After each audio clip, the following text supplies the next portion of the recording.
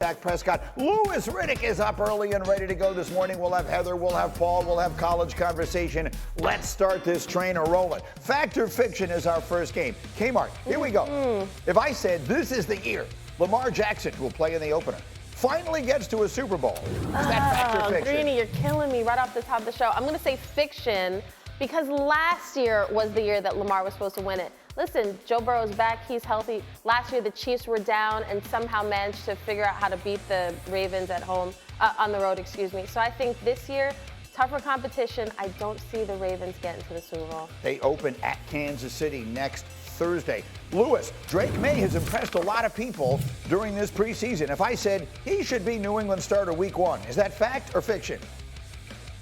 That's absolute fact, Greeny. This is a guy who gives this football team hope, who gives this offense a chance to do what they are asked to do, score points. And on top of it, look, he is going to attract other people to this organization, which right now, no one wants to go there and play because they don't see any hope, especially in terms of offensive play and offensive production.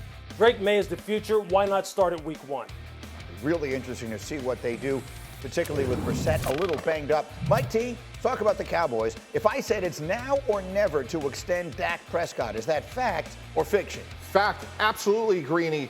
Dak Prescott cannot be franchised. The last time he was in this situation, he bet on himself and got hurt.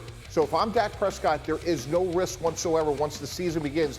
There should be a massive sense of urgency to get Todd France, his agent, in the room and get a deal done right now. Well, his number one target is finally back in the fold, and he was talking about his number one teammate, CeeDee Lamb, back on the practice field for the first time since ending his holdout. He says he absolutely plans to be ready for the Cowboys opener a week from Sunday. Monday, he signed a 4-year, $136 million contract. And then last night, he was specifically asked about his quarterback's contract situation. Listen. You go look at our numbers together, they're at the top of the charts. And I have no doubt that they're going to get a deal done. And we all know that I want Dak here. Jerry wants Dak here too. So let's just get this under control, kill the speculations. Okay. Sorry, CD. Don't think that's going to happen. Killing the speculation seems like an unlikely course when you consider that we're 8 days from the start of the season. Dak Prescott is 6 months from being in the kind of position that every player in every sport can only dream of. And Mike T is a former GM, and I remind everyone, Mike was a general manager in 2 different places. You told us something this morning that I will admit took me by surprise about conversations you believe are already taking place. So Dak Prescott's agent, Todd France, really good agent. Look, he's talking to teams this time of year about other clients, but sure, when he gets those teams on the phone, like the Raiders, like the Giants, is saying, hey, Dak Prescott, he's going to be a free agent. Any preliminary thoughts? These are hypotheticals. These are conversations that are not at the surface because obviously he's not eligible yet. But good agents are 6-7 months ahead of where the deadlines are. So we all think the number could be $60 million a year. And if I'm the Raiders, if I'm the Giants, this is a transformational opportunity to get someone like Dak Prescott.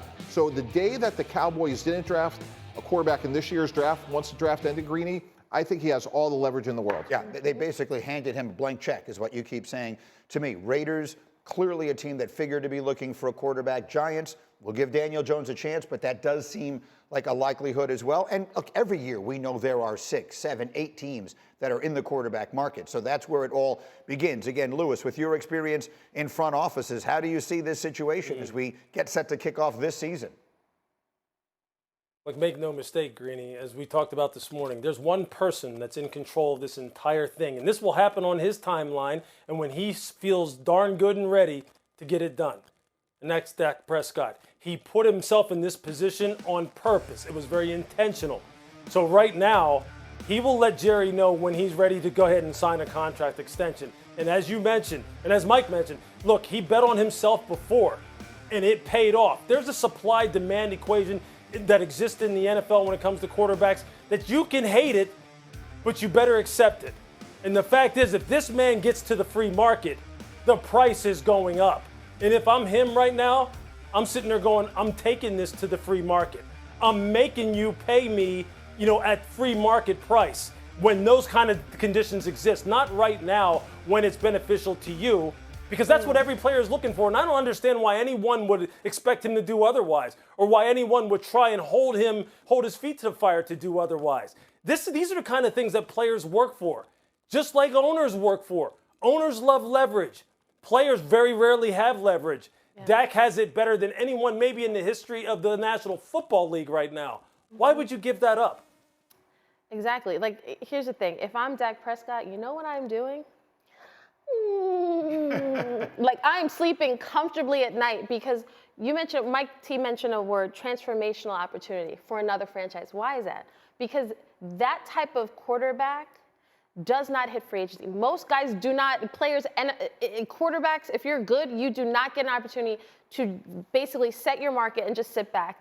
I am not showing up till 5 minutes before the ball, 5 minutes before midnight strikes. I'm looking for my Prince Charming, my King Charming. I'm looking for all these people to say, we want you, and I get to survey the landscape and decide. Brady, I totally agree with Kmart and Lewis. And if I'm Jerry Jones, the GM, who told us how great of a GM he is, I had to learn from what happened with CeeDee Lamb. I have to get Dak and his agent in a room and get a deal done because I know the desperation of the Raiders and maybe the Giants, and I know this price is only going to go up. So if I'm Dallas, I lock him in a room and I get a deal done right Wouldn't now. you have done that then? Months ago? Do you know what the best illustration of this is, Louis Riddick? The best illustration of this. I saw this graphic over the weekend, and I apologize, I can't remember where I saw it. It literally just jumped into my head.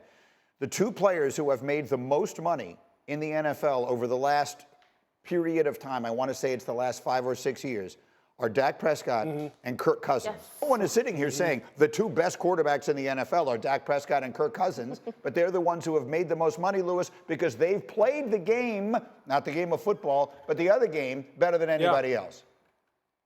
They sure have. And right now, Dak's going to prove to Jerry Jones, the Dallas Cowboys organization, and to all of us that he's even going to school the guy who right now is a self-proclaimed master, that he can get this done better than anyone. He's the only one who can get these kind of contracts done. Jerry Jones has screamed it from the mountaintops. I'm the guy. I'm the only one. But in this situation, Dak is sitting basically across from the table, hypothetically looking at him with this look on his face like, I'll see you in January and February because the price has gone up. And look, and you know, for everyone who right now says, well, the Cowboys should just go ahead and let him walk and start over and find another quarterback and they can find someone else to do what Dak's done. No, you can't. No, you can't. And stop blaming all this postseason disappointment on Dak. We know that the game is not like that. We know that every game that they have lost in the postseason is not simply because, well, if you had someone else other than Dak, you would have won it. Patrick Mahomes would have won that game. You know, Joe Burrow would have won that game. Well, yeah, those are two guys that are never leaving their organization. So just cut it out with that kind of thing. Dak will get you there, get the team around him to be better, all 1 through 52 minus him, and pay the guy. This should have been done. Yeah, good luck trying to find a replacement for him. Good luck. Fascinating how much of the conversation around the Cowboys lately has become a different kind of referendum on the owner, Jerry Jones. He's, of course, been a lightning rod since he got there and firing the legendary coach Tom Landry, if we want to go all the way back to the beginning, and then the success with Jimmy Johnson, how that fell apart, and all that has happened since. It was very interesting. Despite the CD extension, Shannon Sharpe yesterday had really interesting things to say on First Take about Jerry Jones, the general manager and owner. Listen to this. All he wants to do is get the successes, but all the blame, he don't want any of the flaws that come along with that. Jerry, this is what drove Jerry crazy and got Jimmy Johnson up out of there, because he got none of the credit for those early 90 Cowboys, and he wanted that. He desires that. So he's going to sabotage any general manager. He's going to sabotage anybody that might get any oxygen in which you talk about. That's why he does what he does. It's an interesting way of looking at it. Look, I mean, Shannon, I understand the point that he's making, and on some level I agree with it. Again, I have great respect for Jerry Jones, but the reality is, if you were going to levy the most significant criticism that is fair at him in his current role right now, he's a brilliant businessman, no one would dispute that. As a general manager, they've drafted very well. They've developed good players. But what he has not done is allow the leaders to lead. He is the only leader. He is the face. He is the voice. He is the one they're all looking over the shoulder. Louis Riddick, Marty Schottenheimer once said a smart thing to me, or an interesting thing to me. He said, when you're the coach, if the players are looking over your shoulder at anybody else, you have no chance. And maybe that is the best way to sum up the issue.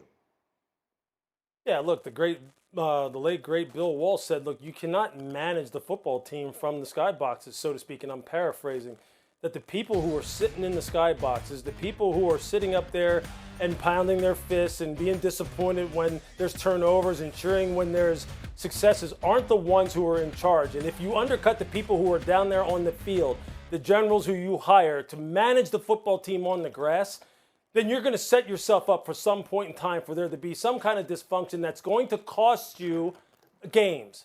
Simple as that.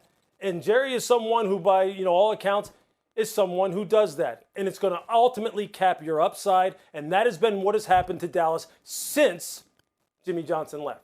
Absolutely. So once again, I'll say it. I want to see it just because I'm in the interesting business. Next year, if things don't go well this year, look, Mike McCarthy, God bless you. Good luck. If things don't go well this year, Bill Belichick to Dallas. Let's do it. Let's see it happen.